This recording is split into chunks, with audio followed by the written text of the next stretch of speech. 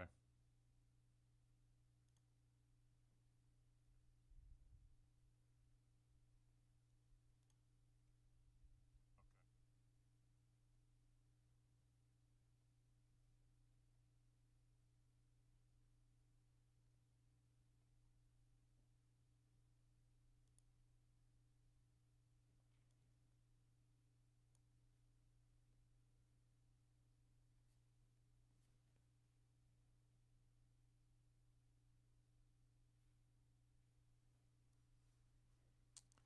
Okay, good afternoon, everyone, and thanks for joining us. I believe we're going out live right now. We're having a little tech difficulty here in the studio.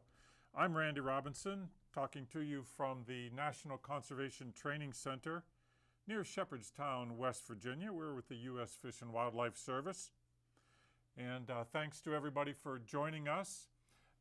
We've got some eagle topics lined up today, and we're hoping to have our guest, Katie Fallon, with us. We're having a little difficulty with that line, but we'll keep trying to see if we can bring Katie in a little bit later in the show. Katie is the Executive Director of the Avian Conservation Center of Appalachia, and that's located near Morgantown, West Virginia, the campus of West Virginia University. They're nearby. They're just outside of town near Cheat Lake. They have a great outdoor classroom and an aviary. And Katie is a certified professional bird trainer. And if we can get her here in a little while, we'll talk more about that. And if we have these tech difficulties, we'll reschedule Katie. But let me give a wrap-up of what's been going on here in the last couple of weeks. Hopefully you can all hear me okay out there. And feel free to send any questions into the chat room.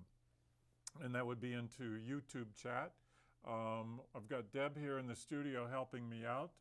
And I can see the questions here on my laptop, Deb. You can? Well, I should be able to. It looks like I can. I don't have them on mine. Okay. So we want to send out a thank you to the Outdoor Channel for making the live streaming of the Eagle Cam possible, and also our friends of the National Conservation Training Center who've been sponsoring the Eagle Cam for many years now. This nest has been here for 21 years. It's quite a large nest. And so we thank the Friends of NCTC. Also, all of our folks at Bald Eagles 101 and all of the online observers who are posting updates, photos and videos online so we can all stay up to date on the Eagle Cam. We appreciate that. And we want to send a special hello and welcome to all of our school groups out there and our classrooms and schools all over the region, and especially to the teachers who are sharing this with your students. We appreciate your doing that. Feel free to send those questions in anytime to us. And it looks like we've got some folks online here. Paul from Maryland. Good to see you, Paul, and Deb. Deb from High Level, Alberta. They can hear me loud and clear. That's good to know. Thank you. Lori G. from Western PA. Thanks for joining us, everybody. And thanks for the nice map that you did there, Lori G. And Deb did one, too, with the directions on. I can't see any of that here in the studio, so I'll just wing it. Maybe, Brett, if you can, whenever you can, bring up the Eagle Cam, we'll see what's going on there. But the map, folks wanted to know about directions. And when you're looking at the eagle's nest, you see that large post sticking upright that the birds like to perch on. Well, that's north. So if you think of that, the nest as sort of a compass, then north would be that large post that's sticking out. That's also the direction that the Potomac River runs. And the Potomac is not far from here. So if you're a new viewer, I'll tell you that the campus, we have about a 500-acre campus here along the Potomac River, just north of Shepherdstown, West Virginia. And not far from that nest is the river, maybe a quarter mile at the most. So it's a very quick flight. Right now, though, we've had some unsettled weather the past week. It's been unsettled on the nest and off the nest weather-wise. First, we had some very windy conditions. You know, it's spring, so wind is normal, but little more than we're normally used to seeing. And then after that, the wind died down, and then we got a lot of rain the past several days. In fact, all the regional rivers are in flood stage now. The Potomac's very high. And what that means for the eagles is it's very hard to find fish. Fish is their favorite food, especially when they're nesting and feeding the young. So normally they would catch fish, bring them into the nest. And now we're getting a view of the Potomac River. This is a drone video of the Potomac, and this is what the eagles like to have: green water and fairly clear that they can see fish in. They're very adept at diving down and catching fish. And if that doesn't work, they'll look for an osprey. Quite a few osprey around here. Osprey are even better fishermen than bald eagles are. They're a little more agile, and they actually go under the water. Osprey, you might know, actually dive their whole body into and under the water, whereas bald eagles don't do that. Bald eagles skim along the surface. They get their talons in the water, but normally not their whole body. At any rate, they don't have a problem finding an osprey, and if that osprey's got a fish, that bald eagle may very well try to get the fish. I've seen that happen right here on this stretch of the Potomac. Those islands that you just saw are very close to the National Conservation Training Center. And the Native Americans, the indigenous peoples, had fishing weirs built there. Those are sort of rock structures that take advantage of the natural bedding of the limestone. And then what they try to do is create a downstream V. So it starts wide at the top and then narrows down into a V. And then this always works better at shallow water levels. They'll try to catch the fish as they go into the narrow part, either get them in baskets or nets or maybe with spears for bigger fish. And so that's called a fishing weir, W-E-I-R. And there were many of those along the, not only the Potomac, but the Shenandoah River as well. Just about a dozen miles downstream from here is the confluence of the Potomac and Shenandoah, and that's at Harper's Ferry, West Virginia. And so bald eagles are coming back into this region in a big way. And that's sort of good news, bad news in a sense. Good news that the populations are rising. I tell young people when we go out into schools that, you know, when I was in 4th grade, we never ever saw a bald eagle. I grew up in western Pennsylvania. I think there was maybe one bald eagle's nest in the entire state. Now there's probably 300 bald eagle nests in Pennsylvania, maybe about 150 or more in West Virginia here. So the populations are rising in a big way. The eagles, of course, and bald and golden eagles have been protected since 1940, and then in the 70s protected by the Endangered Species Act. But the big breakthrough was when DDT, the chemical insecticide, was banned in the 70s.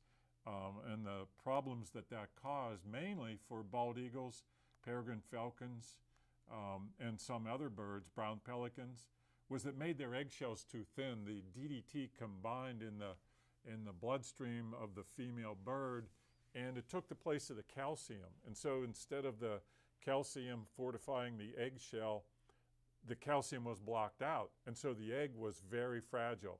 So when the birds sat down to incubate the eggs, they just busted. So once science figured that out, that took some time over at Patuxent Research Refuge, and this was back in the late 40s and 50s when this research went on. Rachel Carson wrote about it in many of her books, Silent Spring in particular. But DDT was the culprit. Once that was banned and got out of the ecosystems, these populations started to rise back up. Bald eagles, brown pelicans, peregrine falcons. Along with that, the Fish and Wildlife Service and many of the states reintroduced young eagles into, repopulated the territory, that is. So they would go up to Alaska and Canada and in some cases Minnesota and Wisconsin that still had pretty good breeding populations, and bring them back here into the Northeast and Mid-Atlantic states. They would set up hacking stations where the young birds would go in, and they would be fed for some time, but they weren't exposed to humans, so they wouldn't get imprinted. And then they were big enough on their own, then they would be released. And that was very successful. And so the populations over a period of 30 years started to come back up until 1997, the bald eagle was taken off the endangered species list. And today we see their populations coming up dramatically. It's not too uncommon to, if you're out on a canoe or a kayak on the Potomac, Shenandoah, to see a bald eagle. Very distinctive white head and white tail feathers. But like I said to the classroom students, never ever saw that 50 years ago. So we're very lucky today that they're coming back. That's the good news. Now the flip side of that news is that because these populations are rising, we have a lot of young adult, subadult eagles we call them, between the age of let's say 1 and 4 years old. And sometimes these birds are flying around like we've seen just the past week here at the nest. Well, this kind of agitates the adult eagles that are nesting. They don't want any other birds around. They don't care whether, you know, it's especially great horned owls. They do not want great horned owls or vultures or hawks or even other eagles. So they'll squawk and they'll screech, and if that doesn't work, they'll chase them off the nest. Well, these subadults coming around, maybe they might be 2.5 years old. We can sort of tell by the color of the feathers. They're coming around and they just may be curious, or they may be hungry. They're looking for food, and they associate a big nest with food, and they're thinking, hey, I might find a piece of a fish in here. I might find some leftovers. Worth a try, right? We'll see if they can get in and get some food. Well, that agitates the nesting eagles. And so what we've seen in the past week, in addition to all the wind and all the rain that we've had, is multiple times we've seen the young ones coming around. And so the adults leave the nest. And over some time, and especially the past week, the nest has been left unincubated. Of course, eagle eggs, you know, they can take that for some time, but it depends on the outdoor temperatures. It's been fairly cool, and we've had a lot of rain, so all that leads up to the point where I'm going to say I hope we still we'll have eggs hatching here, and if so, that could be happening any time in the next week. So eagle eggs typically take from 35 to 38 days of incubation before they hatch. And so tomorrow, April 5th, will be 35 days for our second egg. Now, we had 3 eggs to begin with. First one was laid February 27th, and then March 1st, and then March 4th for the third egg. But one of those eggs broke a couple of weeks ago. We were hoping that was the first egg that wasn't incubated during some very cold weather, down to about 16 degrees Fahrenheit. So we think maybe the eagles sensed that first egg was not viable and therefore didn't incubate it right away. But when the second 2 eggs came, they did incubate. And the new male here who came in September, he's been doing a pretty good job.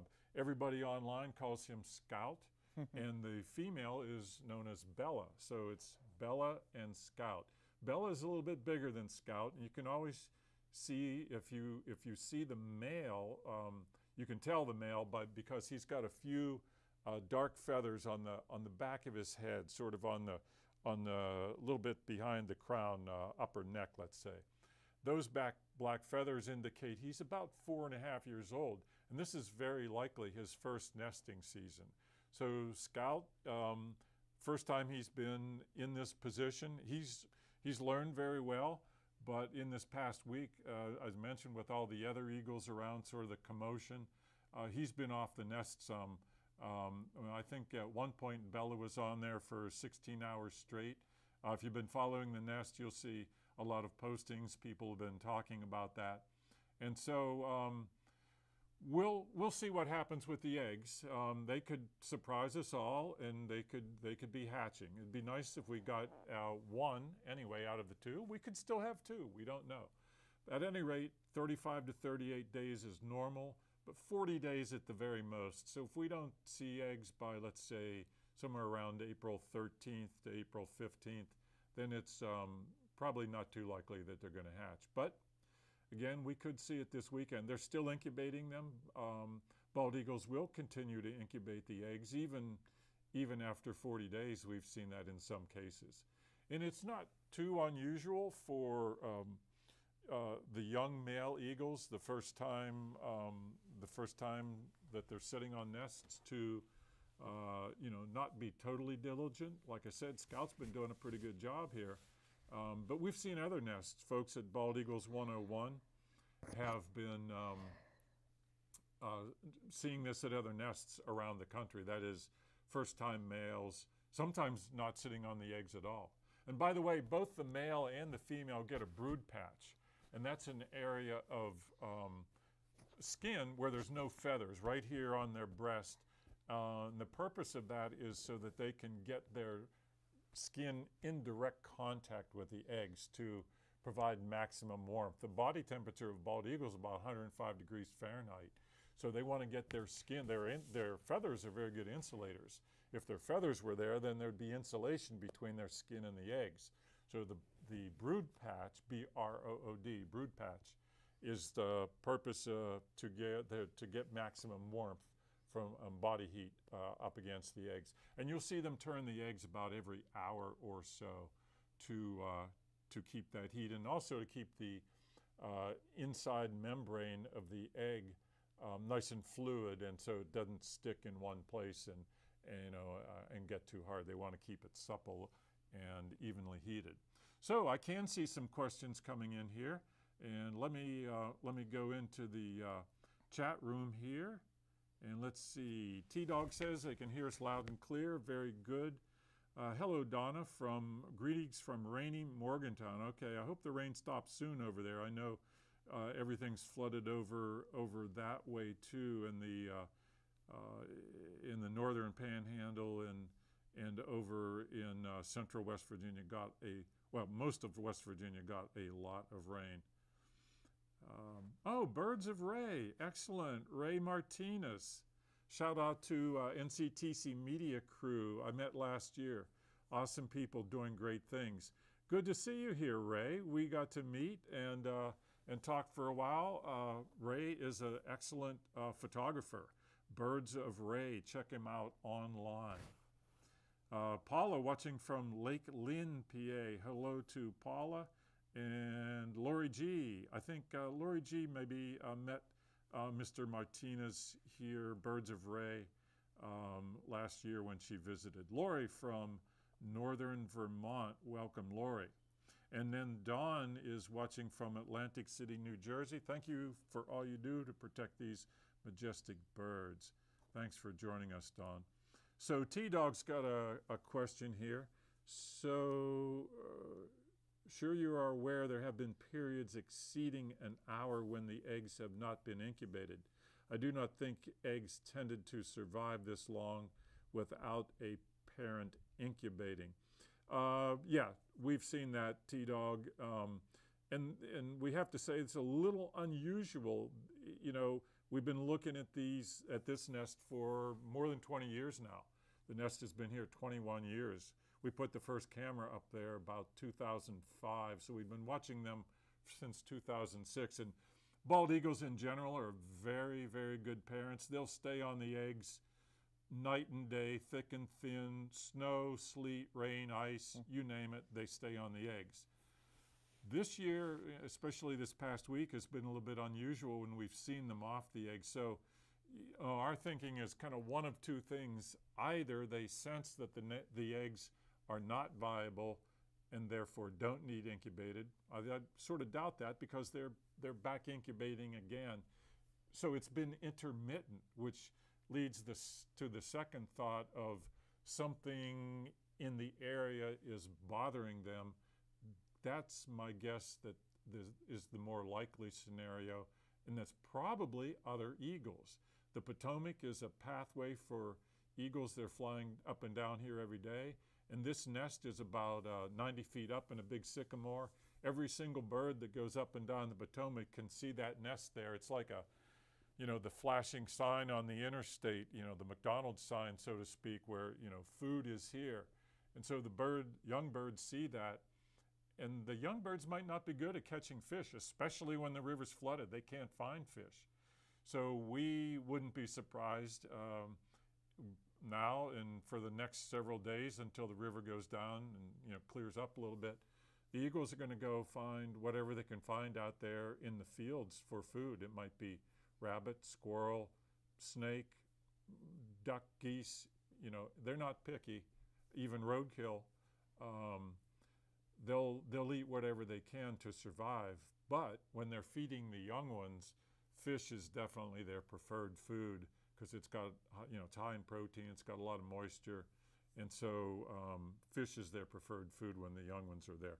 But yeah, you're right, T-Dog. They've been off the nest for more than an hour at some points. It hasn't been frigid cold, but rain doesn't do. Cold and wet at the same time are not good. Courtney says hello from the National Fish and Wildlife Forensics Laboratory in Ashland, Oregon. Thanks for joining us, Courtney. And I'll give a shout out to the Forensics Lab. It's the only one in the world that concentrates on wildlife forensics. A lot of people don't know about this, but illegal wildlife trade is a multi-billion-dollar problem worldwide. And it happens around the world, and a lot of it is brought into this country, into the U.S. and Canada, brought in illegally. It might be elephant ivory. It might be pangolin scales from Southeast Asia. It might be traditional medicines made out of tiger bones.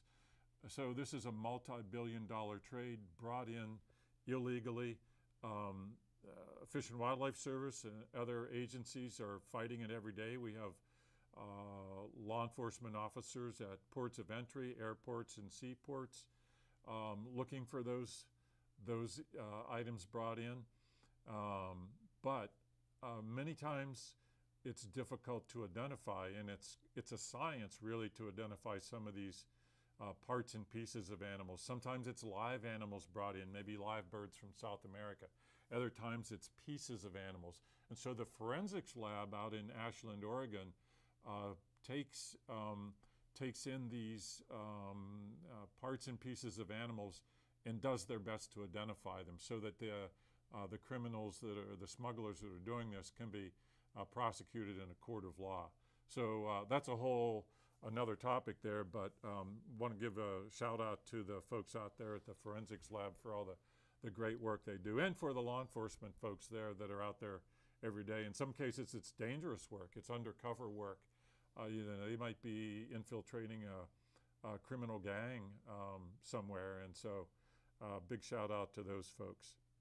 So go ahead, and if we've got some folks joining us from any of our classrooms, next week some of our friends of NCTC are going to be at Shepherdstown Elementary nearby here. We're going to go talk about eagles and other Earth Day topics next Friday, so we'll look forward to being out there with them.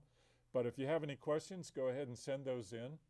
And I think probably what we'll do is we'll schedule Katie Fallon for another time. We had some tech difficulties today, so we'll get Katie back here with us again. And by the way, speaking of the Avian Conservation Center of Appalachia, they are going to be with us for an open house here at the National Conservation Training Center. That'll be coming up on May 11th. It's a Saturday before Mother's Day. So Saturday, May 11th from 10 a.m. till 3 p.m. And we're going to have quite a few exhibits here, including a replica bald eagle's nest that we just made yesterday. We had a good time making it. We made a framework and we filled it with sticks. So we're going to have that out so the little kiddos can go in the nest and get their picture taken. You'll be able to see the real eagle's nest here at NCTC. So if you're local or anywhere, within driving distance, come on out. It's all free and open to the public. Just north of Shepherdstown, West Virginia. That'll be open house at NCTC on Saturday, May 11th. And the Avian Conservation Center of Appalachia will be here with some of their birds. I think they might have an owl and a hawk, maybe a peregrine falcon. We'll also have Colin Waybright here.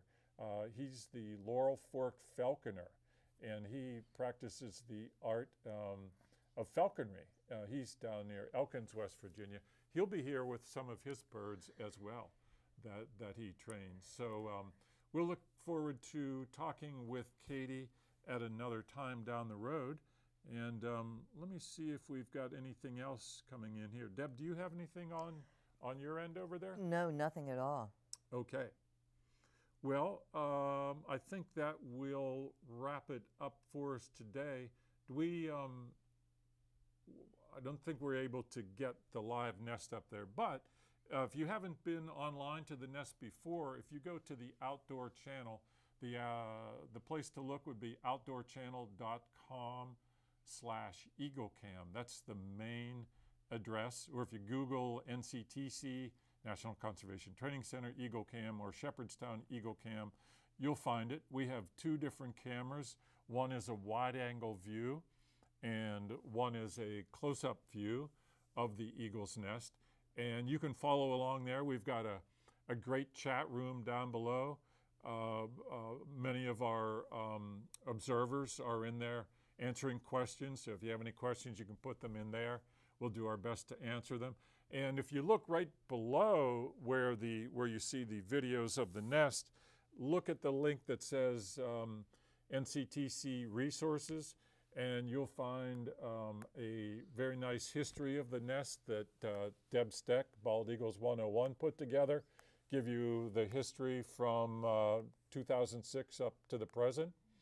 You will also find educational resources in there for teachers, lesson plans, links to many online resources to learn more about bald eagles and bird conservation in general. So check that out when you have a chance. And once again, thanks for joining us today for Live from the Eagle's Nest. Our next session will be 2 weeks from today when Megan will be here, will be the host. And Megan is our Conservation Training Center librarian. And she'll be talking about books related to eagles. And she's going to have the authors of a book, a great children's book called Beauty and the Beak. All about it. It's actually a true story about a bald eagle that lost part of its beak. It was shot off up in Alaska and was brought down into Montana, and with a printing machine, they printed a beak, an artificial beak for this bald eagle, glued it on, and it worked. So that's a great story. Beauty and the Beak, it's called. So Megan will be here in 2 weeks to talk about that, and we'll update you. Hopefully, we'll see some eggs by that time. We'll keep our talons crossed. Bye, everybody.